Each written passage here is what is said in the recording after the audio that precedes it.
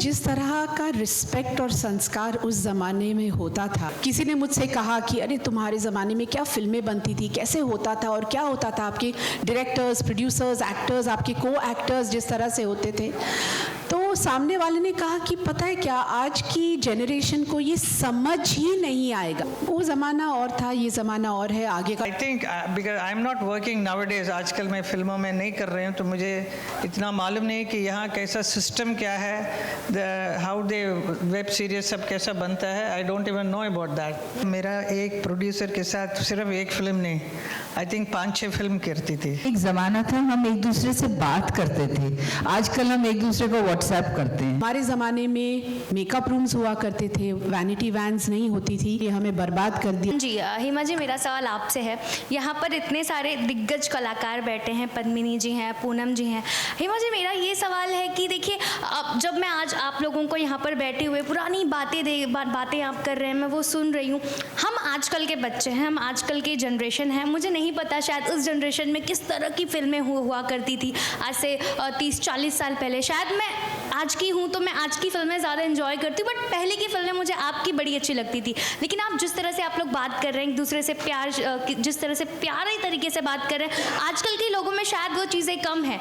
बातें करने में वो डरते हैं, खुल के बातें करने में डरते हैं, लेकिन आप लोग जिस तरह से खुलकर बात कर रहे हैं वो काफ़ी काबिलियत तारीफ़ है। मैं ये जानना चाहती हूँ, आज की जनरेशन और तब की आपकी जनरेशन जो इतनी खूबसूरत है, ऐसा लग रहा है कि मैं इस जनरेशन में आ चुकी हूँ, किस तरह का आपको डिफरेंस लगता है हिमा जी, आज की और तब की जनरेशन में? Difference in terms of are you talking about the films, are you talking about कि जब फिल्में बनती थी या किस तरह से? मैं जानना चाहती हूँ कि जिस तरह से प्यार आप लोग शेयर करते हैं और जिस तरह से अच्छा, the camaraderie. I think she means the camaraderie. हाँ, Padmini, you can join in. Padmini, say something. मैं बोल सकती हूँ? जी प्लीज़ प्लीज़। देखिए, जिस तरह का रिस्पेक्ट और संस्कार उस ज़माने में होता था, मैं ये नहीं कहूँगी कि आज नहीं है, लेकिन अब मैं बता रही हूँ, जैसे मैं इनके घर जाती थी तो एक बॉन्डिंग होती थी।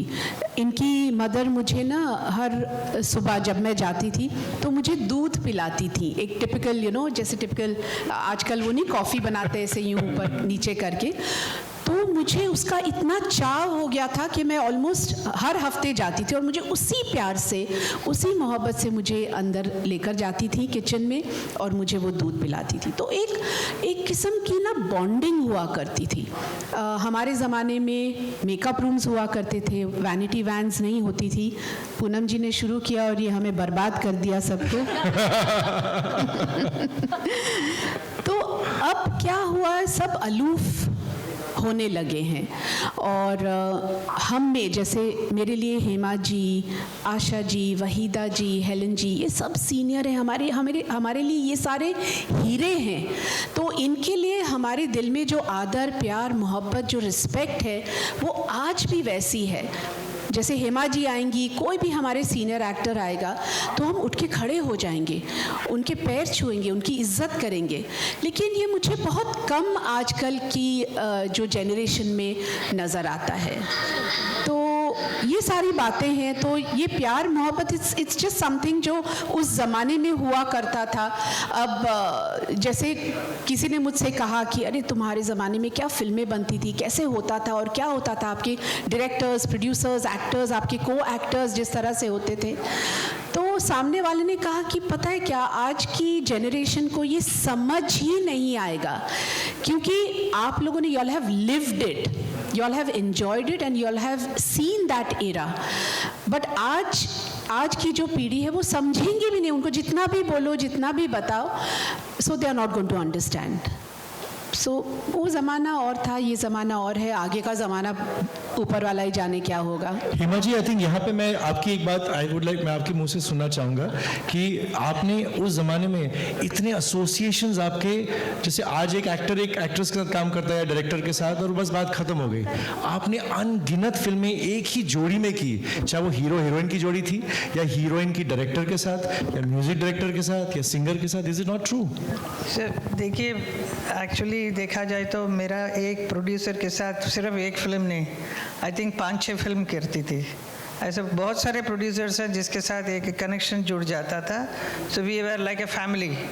and then that producer will not go to anybody else, he will want me to do that role. And एक connection रहता है, मैंने ये story लिखा है, पहले से बताते हैं, and then lot of bonding was there with each other. And I think because I'm not working nowadays, आजकल मैं फिल्मों में नहीं कर रही हूँ, तो मुझे इतना मालूम नहीं कि यहाँ कैसा सिस्टम क्या है, how the web series सब कैसा बनता है. I don't even know about that. So I'm not able to answer your question much because I'm not much connected, but I'm still connected with my past, which was very beautiful. That era was the best. I think a lot of lovely songs were there, and the bonding between each and everyone was so wonderful, very respectful, and we used to have small get-togethers, and we used to meet and talk to each other, and with family के साथ जुड़े रहते थे हम लोग. I mean, अभी आजकल भी वैसा होता होगा, but I don't know how far it is. But क्योंकि आज की ज़िंदगी बहुत, it is too fast, too many things are happening, so everybody is indulging and busy with themselves. मैं एक चीज़ इसमें ऐड करूं कि एक ज़माना था हम एक दूसरे से बात करते थे, आजकल हम एक दूसरे को व्हाट्सएप करते हैं क्योंकि बात बहुत कम हो जाती है. मुझे लगता है कि दैट कनेक्शन, कई बार मैं अपने बच्चों को भी बोलती हूँ कि एक व्हाट्सएप भेजते, फिर वो जवाब देता है, फिर आप जवाब देते हो, फिर वो जवाब देते हैं, उससे अच्छा फ़ोन उठा के 2 मिनट में बात करके डिसीजन हो जाए ना कि डिनर कहाँ जाना है, पिक्चर कौन सी देखनी, जो भी बात है.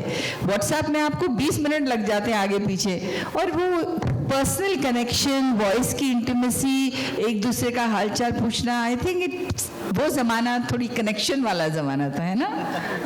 Thank you.